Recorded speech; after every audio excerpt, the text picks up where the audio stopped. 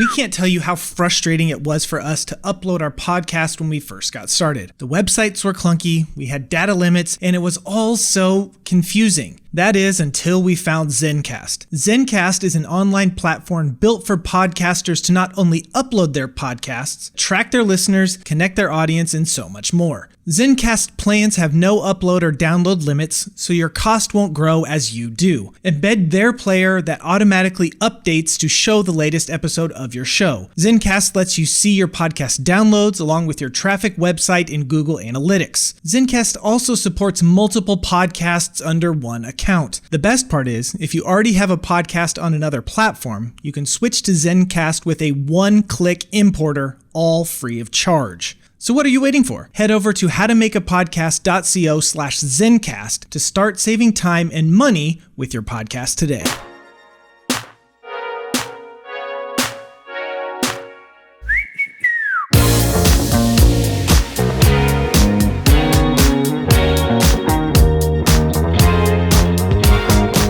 Hello and welcome to How to Make a Podcast. My name is John Bunn. I'm joined by Nick Miller. Nick, say hi to the dozens and dozens of listeners of our podcast. Hi, dozens and dozens of listeners to our podcast. Thank you. That was great. Did I do that well? Did I do that right? You did do it well. How are you? What is good? I am so good. So as of today, right now, Canon just announced a new camera this morning. Yeah. And John and we ordered one each. Like, we're really excited about it. So I know that a lot of the podcast people might not really care about the cameras, but our little wedding video hearts are like very, very excited about this camera. This potentially is the one that we have been waiting for years. 5 years. I want to say 5 years. Yeah. So it's a big day for us, and it's a big day hopefully for you out there in podcast world. Nick, How to Make a Podcast is kind of blowing up. It's kind of fun to watch, I would say. Yeah, just like that. Our biggest month that we've had since launching this summer. We're almost to 20 episodes. Our Facebook group is growing. Nick, did you know we have a Facebook group for How to Make a Podcast? I did know we have a Facebook group for How to Make a Podcast. It's growing. You helped set it up. I did help set it up. I was there at its inception. But yeah, it's a great group where we have a lot of podcaster people in there, and we have everyone from people that have been recording podcasts for years, 5, 10, 15 years. Was podcasting around 15 years ago? I don't know. I'm just throwing out numbers. But, podcasts have been around for a while. And then we have people that know absolutely nothing and are just considering making a podcast that are in this group. And so we have lots of different conversations. It's a great place to go. It's a great hub. If you are interested in podcasting or just want to connect with other podcasters, it's a great place to be. That's just How to Make a Podcast Facebook group. And we're at the tippy top edge of having 4,000 of you in the group within the first... It's, I think, 3,900 plus as we record this. By the time you listen, we'll probably be over 4,000. And things are good. We launched a course. There's just a lot of stuff going on over here. And one of the things that we did inside of our course is we are offering a mini course called Monetization Mastery. And Nick and I have been able, you've probably heard us say it a lot. I'm sorry if you're tired of it, but we've been able to generate over $10,000 a month of sponsors for our podcasts. And that's real money, and it's not a flex. But we want you, and we want this channel to be set up for you to know the tips, the tricks, the secrets to be able to monetize your podcast. And so one of the things that we're going to do in the next couple of episodes is just break down how we are monetizing our podcast with our sponsors. And so we've had episodes before about sponsors and things like that. But this episode, we just want to talk to you about like how we got them over the next couple episodes, actually, how we got our sponsors, what we're doing to cultivate the relationships, who we should be looking for with sponsors, all of that kind of stuff. So whether or not you plan to monetize or not with your podcast, this is great for you. This episode will enlighten you on some of the things that we're doing and have done to continually push the envelope. And we're not getting the rates, Nick, that most people, the standard rates. We're getting way more, and it's because we've built a pure audience. So without further ado, Nick, let's jump into this episode of the podcast. I would love to do that. I want to start by talking about what to look for in a sponsor. Nick, what are we looking for when it comes to sponsors of our podcast? Yeah. So, again, we have touched on this before, but one of the reasons that we're covering it and talking about it again is we know that monetizing your podcast is probably what a lot of you out there want to do. So we're going to come back to it and share things that we're learning as we're growing and as we're getting better at doing this. But whenever we're talking about looking for a sponsor, the first thing that you want to do is look for a company that is like-minded. The worst thing I think that you can do whenever finding a sponsor is to find just a company or a brand that doesn't fit your values, that the message that they push across is something that is counterintuitive to what you want to do. If you are a health and fitness podcast, okay, finding a sponsor like, I don't know, McDonald's as a sponsor is probably not your best way to go, because McDonald's doesn't, their image, their like-mindedness is not with being fit and healthy. Would you? I mean, I would agree. Right? Yes. Good call. So finding someone that is like-minded, but that's not just like a brand or a service that is, outside of your niche or your industry, but even people within your industry. One that John and I refer to a lot is this music licensing service, MusicBed. And whenever we were looking, they were the first people that we wanted on our How to Film Weddings podcast as a sponsor. We reached out to them early on. And then the thing that really sold us on partnering with them and bringing it up again and again to have them be a sponsor on our podcast was we actually did a sit-down interview with the CEO of this company, MusicBed. And as we were talking to him, the things that he was saying about his company and how he ran his business and how the vision that he wants his people to treat his customers and all of that kind of stuff was very, very in line with how John and I wanted to run our business and our podcast. And so we thought, man, this company, it fits our niche, and they are very like-minded to who we are. So we definitely know they would be a great fit for us.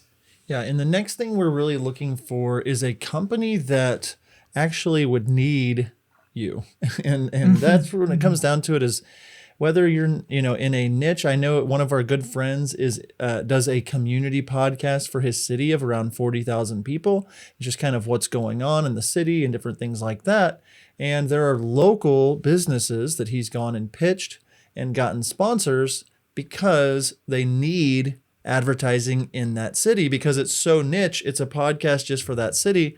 They're limited on the number of people that actually would care about it. Like, I don't care. I don't live in that city, but people in that city that are finding this podcast, they might hear about the local bookstore or the local restaurant, and it's somebody that would need you to show up in front of your audience. And so if you have this pure audience of this niche group of people, for us, it was wedding filmmakers. Well, MusicBed made sense because they were, not only a like-minded company, but they need to be in front of wedding filmmakers. And what better place to be in front of wedding filmmakers than a wedding filmmaking podcast? And so it just made sense. It was, not a health and fitness podcast that had McDonald's on there.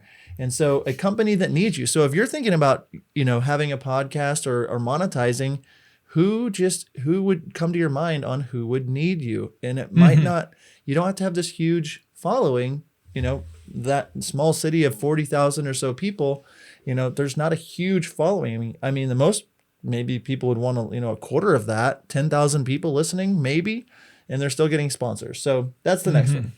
Yeah. And then another thing you need to look for is people that can afford to advertise with you. If whatever your podcast is, if you're going after like a solopreneur, a solo entrepreneur that's just them in their house, and they can't afford to pay you what you think that you are worth, or the numbers that you're giving, or they aren't able to handle the volume that you might potentially give to them. So as you're looking through these things, you just need to keep that in mind as you're going after after sponsors and what to look for. And then on the flip side, that's people that can't afford you, that they can't afford you, too small. You need to make sure they can, but also like going after really, really big fish. Okay. Like you're a health and fitness podcast. And so you want Nike to sponsor you. Okay. That's like, you're not going to probably be able to get in touch with them because their advertising budgets are so big and they have, they can put commercials on ESPN. So, they're probably not going to advertise with you. So you kind of need to do some finessing and doing some research and figure out, okay, is this company big enough to handle this, or who are the ones that are too big, for me to even think about? Yeah. And going straight down the list, you're thinking like-minded companies, you're thinking a company that needs you, a company that can afford to advertise with you. And then, maybe even this should be at the first is, what are you using? What products, services, restaurants, places, things, whatever, what do you use? If you're the podcast host and you love it and you're already using it and you find yourself referring people to it again and again and again, that's a great place to start when it comes to finding, sponsors. And we have other episodes where we've gone through what to look for in a sponsor, but we wanted to reiterate that, as we're going to be breaking down kind of what we do, how we get our sponsors, what we do once we get them. And so we wanted to lay that as a foundation just so you could go back and listen to that. But the next thing, Nick, really a lot of times we are getting asked this, or we're seeing it in our groups, is, when should you try to get sponsors? Should you try to be sponsored right when you start? What advice do you have, Nick, with what you've seen on when is the right time to try to get a sponsor? I really think that any time is the right time to get a sponsor, truthfully. You just need to be confident. I think that confidence plays such a huge role in this because you're asking someone to pay to sponsor your show. Now, in saying that, if you are someone that nobody knows anything about, you don't have a following, you don't have anything, then it's going to be really hard to sell someone, especially in the podcast world where it can be a struggle to get those first few downloads, first few hundred. I remember reading a post in our group and someone said, I have been doing this for a year and I haven't even gotten 100 downloads yet. What's so, you kind of have to keep that in mind. Okay. I think that John and I, whenever we started How to Make a Podcast, we were in a little bit different spot than we were with How to Film Weddings, because two of our three sponsors that we have on the show currently, we pulled over from How to Film Weddings, and they saw the success that we were doing, and they kind of knew the formula and knew what was going on. So we were able to just have a conversation, ask them, and then we were able to do it. So I think you need to be self-aware is a real important thing, but to have this mindset of, I only have 500 downloads in a month, I can't get a sponsor, I think that's the wrong mindset. John, what do you say, when should people go after a sponsor? Yeah, I think when you have people listening to your show, you should be, or you have any kind of following, you can get sponsors. Mm-hmm. Now, Nick and I wanted, 3 months into podcasting, we reached out to MusicBed and they weren't ready for us to, it was the end of the year and their budget didn't line up. And so it was like in our 6th month of podcasting when they reached back out to us and said, hey, we keep seeing you guys pop up. We kept tagging them and things, stuff like that. And they're like, we might want to do podcasting with you guys now. And so when it comes to like when you should try to get sponsors, for us, we were looking ready for it and kind of had our spidey senses just kind of, okay, should we now, should we later, or do we have a following? We have data. So the more data you have, the more time that you have, the easier it is to get sponsors or to show them, the consistency that you bring. And so, yeah, if you have somebody listening to you, it's worth something to somebody to have attention. And that's what it comes down to. If you're building something that has got the attention of a listener, you can sell them things. And so it just depends on you and your podcast on like when you want that to be part of what you do. For us, when we added MusicBed, it added value to our podcast. It added legitimacy to our podcast. So it made sense about 6 months in. And now part of the ebb and flow of our show is bringing in the people listening to us trust us that we're only going to show them people and talk to them about people or brands that really could help them in their business, people that we use, people that are like-minded. A company that needs us is usually a company about the right size. So there's all these things that all work with each other once you've got them all figured out. So that for me is when we started really trying to get sponsors, is when we started to really see ourselves have a following. And it felt like forever of doing it without a sponsor. But now, 2 years in, we've had a sponsor for 3/4 of our podcast. And so and with how to make a podcast, like Nick said, we started with sponsors because they already saw the value that we brought with our other podcast. And those sponsors have all stayed on as well. So before we go to break, Nick, I want to talk just about, this is a question we get a lot and people ask and message me, and it's a hard one to answer, but would love to hear your thoughts on what people should be thinking about when it comes to what to charge a sponsor. Yeah. So if you type in Google, podcast sponsorships, what you should charge, you're probably going to get a lot of information that is not something that we would necessarily recommend. One of the metrics, is the cost per download or cost per click idea, where you can get, okay, for every 100 downloads, we'll pay you $15 or something like that. Well, if you only have 100 downloads in a month, like that's a really good deal for the advertiser, but it's not a really good deal for you. The cost per download works really well whenever you have a massive podcast, where you're getting, of 250,000, 500,000 downloads each episode each week. And so for us, the thing that we stress is know your value and believe in yourself. Okay. If you believe that you are worth it, then I think that you should throw it out. I will never forget one of the things that John told me, first sponsor he was talking to, he threw out he was like, okay, if you're going to be a sponsor for us, you have to sign a 3-month contract. And I was like, oh, okay. So you really want, and then he just started throwing these numbers out, where people are paying us anywhere from $2,500 to $3,300 a month to sponsor our podcast. And I was like, whoa, dude, where are you getting this stuff? But he saw value and he saw our worth, and they said yes. Okay. So it was one of those things that he decided to charge them amount. Now, if they would have balked at it and said no, I'm sure he would have come back and talked a little bit more and, figured something out, taken some stuff out of the package or whatever, but he saw the value. And so my thought is charge what you feel it is worth. Okay, if that's $100 an episode, if it's $50 an episode, if it's, $2,000 a month, whatever it may be, charge what you believe that it is worth, because if you are hooked up with the right sponsors and they see your value and they're like-minded, I think that they're going to be way more willing to buy in to the price that you are putting out there and the value that you are putting on yourself. And as a disclaimer, I think our podcast is worth way more the value that I know long-term that a podcast brings, as opposed to a television ad that airs once and then it's gone forever. A podcast download, you can, there are people downloading episode 1 of our podcast today that we recorded 2 years ago. Yep. And there's no ad on that podcast.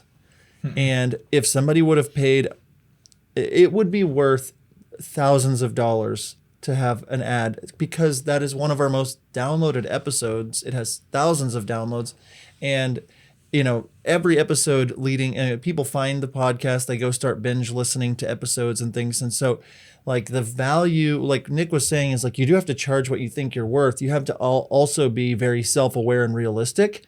But whenever I was gauging what we should charge people, I just knew that for me and our podcast, we didn't need the money, and I would rather somebody book us that put a little bit more skin in the game than, just to say, oh, it's $5,000 a month, pull a number out of thin air or whatever. But you probably deep down in your gut have a number that it's I would be happy to get this much for it. And that's kind of how I went, was as more of a happy price. Say, well, man, if we can get $1,000 a month from a sponsor, me and Nick make $500 a piece to do this podcast, and it takes us about 5 hours a month to do.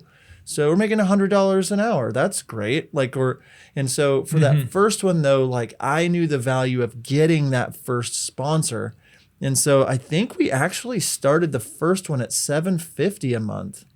I want to say we started at $750 and then we bumped it to $1,500 after 3 months just Something to get them in the door. And the idea was more of like, boom, we're sponsored, we're excited, than it was about that money. And the money is great, obviously. And now they're paying more than that and stuff. But you have to look at your audience size. You have to look at your influence. You have to look at your email list size. You have to look at your Facebook group size, whatever it is that you're building, so you can show data and metrics and say, this is why we are charging this.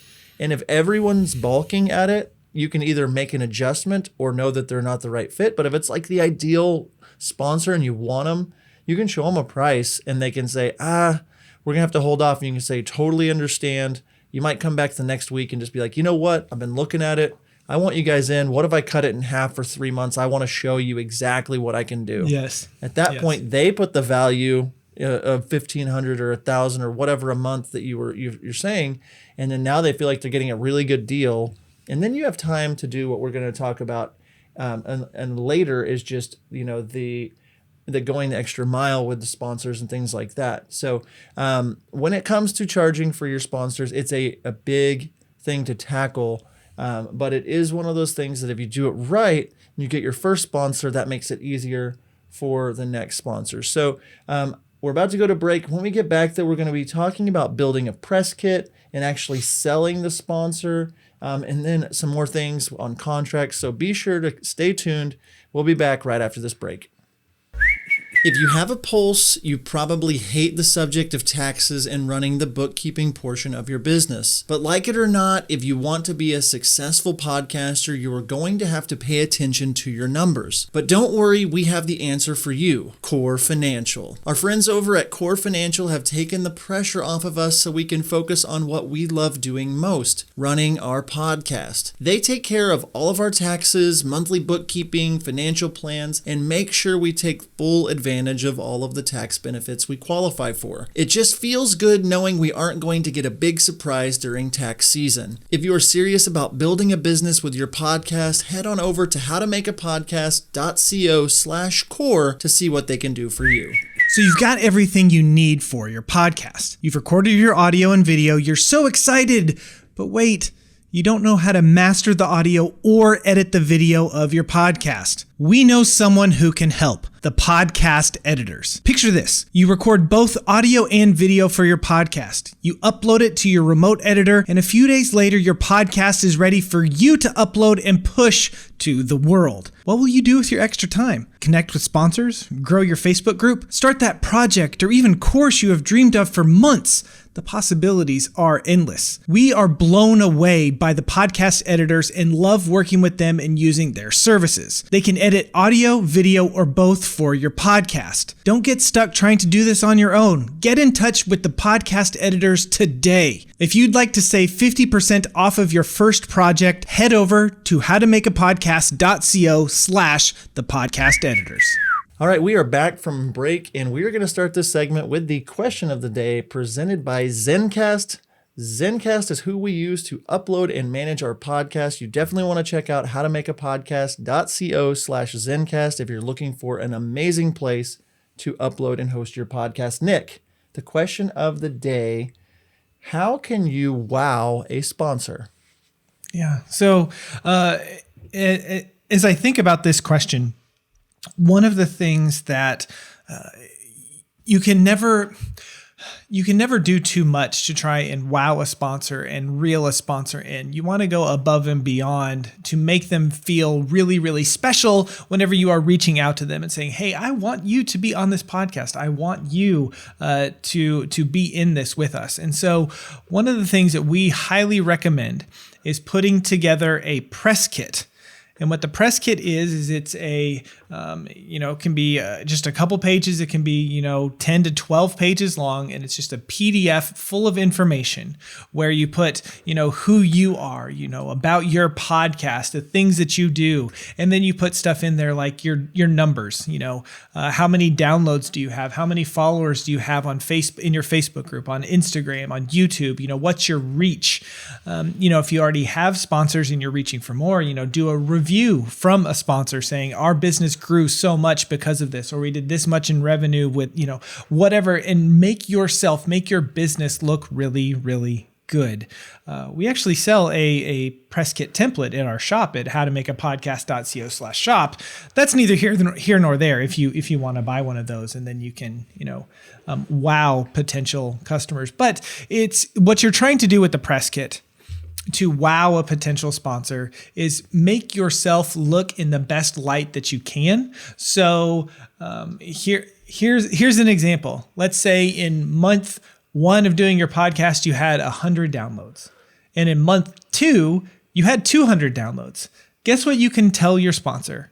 In 1 month, I doubled my listenership.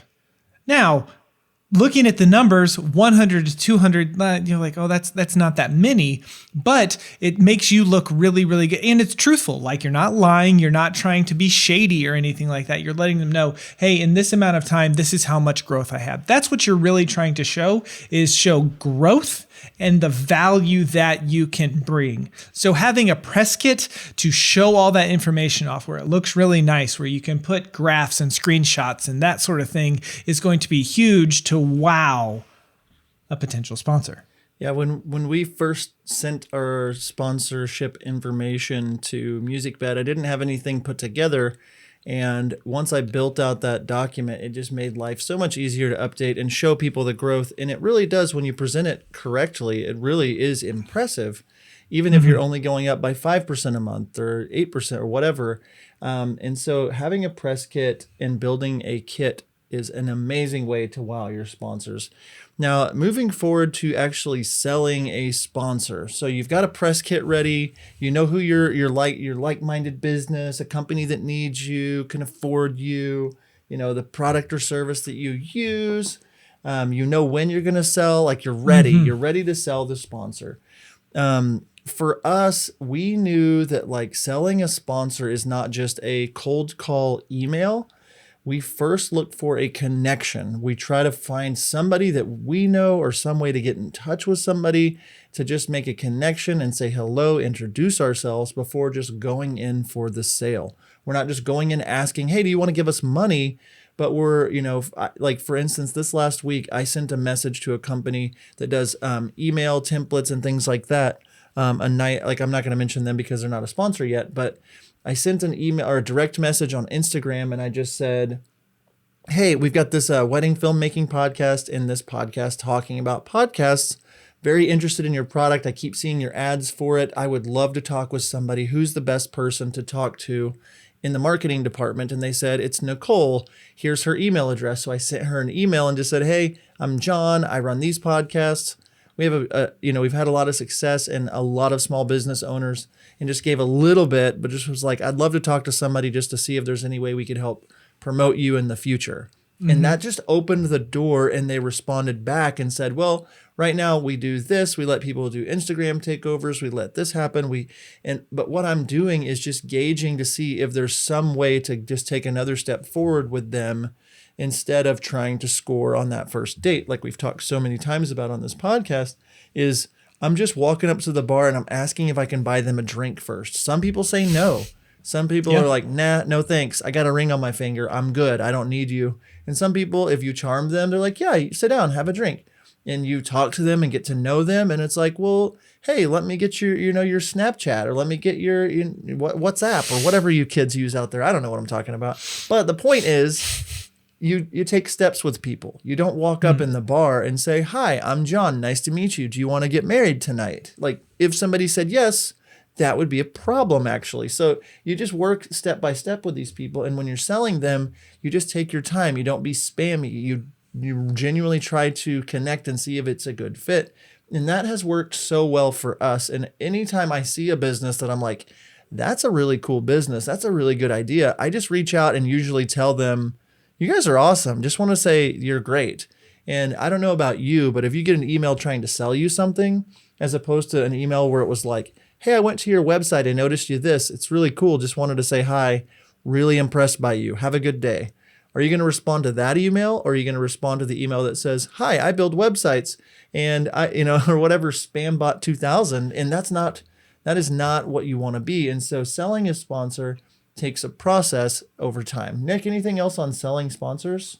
No, I've actually learned a lot of stuff from you in this department, because I'm just kind of a cut to the point, like, okay, this is what I want, this is how I want you to help me, that kind of stuff. And there really is something to making someone feel good and feel valued. And you're not like, whenever you do this and you reach out, don't just say stuff to say stuff. Like, be genuine and be meaningful and say, hey, this I can see the value in this product. Hey, I would love to try this product out. I would love to be a spokesperson for this service or this product. And so, like, be genuine about it as you are kind of building that trust with them. Because if someone can smell that you're just trying to get me to give you money, then they're probably going to be out the door, pretty quick. Turns out people want to be treated like people. And the best relationships we have are, I know, but we meet all these cool people that are doing things, they're real people behind companies like MusicBed or Wedditor. And Absolutely. It's like the more you can build a relationship with those people, the more that like you can help each other out, the more you can learn about them, the more you can learn about their business. And that is what's fun about this for me is, because of how to film weddings, companies like Wedditor have generated hundreds of thousands of dollars in business in exchange for a lot smaller portion of money to us. Even though they're paying us well, they are seeing 4 or 5 or 6 or 10 times the investment, return on their investment. And that's what you want to be, is a big win, that you want them to be like, oh, wow, I'm happy that John from How to Film Weddings is emailing me. Not like, oh, there's this guy that keeps wanting money from us or wanting. And so we do our very best to let people know we're in this with you. We're partnering with you, not legally, but we're partnering up with you to help you win in your business. And if that's your heart with your sponsors, you're going to continue to sell them. So when selling a sponsor, don't be spam bot. Walk up, buy the drink, ask on the date, go on some dates, get to know them, meet their family, then propose. And so there's a process. So yes, that's that. The next thing, Nick, let's say that we did this. We worked with MusicBed. We got to know them. There was a time frame. Now it's time. They're like, yes, we want to do this. Why don't we talk about contracts really fast and why those are so important? Yeah. So whenever you're doing a contract, you want to protect yourself as the business owner, but also kind of help out the other business so that they can see and know exactly what is expected of you and what is expected of them. For us, we say, okay, you get a 30-second ad that is going to be a mid-roll ad, and you will get your name on our Facebook banner, and you will get a question of the day, whatever. We're letting them know what they get, and we are letting them know what we get, which is money. So we say, for this price, you get this. Now there's some, fine print and, other things that are, in a contract, but that's basically why you want one, so that you can cover yourself and protect yourself, so that you know that this is a legal binding deal, and move forward with it there. John, what do you have to add about contracts for sponsors and stuff? If any money is exchanged, you just want to make sure that you cover your butt. And I just have to, for us, we use Paige Hulse. Her company is shopcreativelaw.com. She has a promo code HTMAP, gets you 10% off of anything in her contract shop. But one of hers is a podcast sponsorship or a podcast contract. But people like that have templates that you can purchase for a few $100s, and that will get you safe. Downloading something off the internet and not knowing if it works in your state, I wouldn't recommend that. You might spend your whole sponsorship, your first sponsor, just getting legally, like the money on it, getting legally prepared. And so we had a sponsorship agreement before we ever even started. And people, like, we would send that to them in HoneyBook, our CRM, our data or customer management tool, and make it really easy for them to sign. We didn't want them to have to print it and sign it and scan it. And so having a program like HoneyBook or whatever that you use to send contracts and have that already embedded in there. So you filled everything out. Like Nick said, it's all detailed. Everything that you're giving, if it didn't happen in writing, it didn't happen. So write it all down, make sure you're legal, get that to them, make it easy for them to sign. All you have to do is click a button and it's signed, like that kind of thing. And we make it easy for our sponsors to sign their contract. I mean, they literally click 2 buttons and they're guaranteeing they're paying us. Yeah. And so the contracts are huge. Nick, we're running low on time. I think we're going to have to... Can I add one thing? I want to add one thing about contracts. So with like this shop creative law, that you can go ahead and download a contract. We still do recommend that this lady is based in Oklahoma. The stuff that her knowledge base is based in Oklahoma. So if you're in New Jersey and you buy this template, we still recommend running it to a local lawyer to at least read through it, to let them know if you're covered in your state and that sort of thing. But it is definitely a really, really good start. And someone that is a creative, like podcasting falls under the creative entrepreneurial kind of status. So that is who Paige, our lawyer, works with, is creative entrepreneurs. So definitely keep that in mind if you have a contract. Yes, John, we are running out of time, but I wanted to throw it in there. Anytime we talk about legal stuff, we want to say, hey, go talk to a lawyer about this. Go talk to an attorney. Go talk to a lawyer. So we hope that this was very helpful with you, with your podcast and getting a sponsorship and the steps that we have taken so that we have been able to make 5 figures a month with just our podcast. It's really, really cool. And again, another step that will help you book sponsors, get sponsors, is a press kit. We have one for sale, a template for sale. All you need to do is head over to howtomakeapodcast.co/shop to pick up that press kit. A press kiss would be nice. Yeah, a press kit. Pick it up there to start wowing your sponsors and really showing the value that you bring to those potential sponsorships. John, it has been great hanging out with you. I appreciate you taking the time. I just appreciate you. I think you're fun. And Thanks, Yeah, man. And listeners, thank you for tuning in this week to How to Make a Podcast. And until next time, we will see you. See you guys.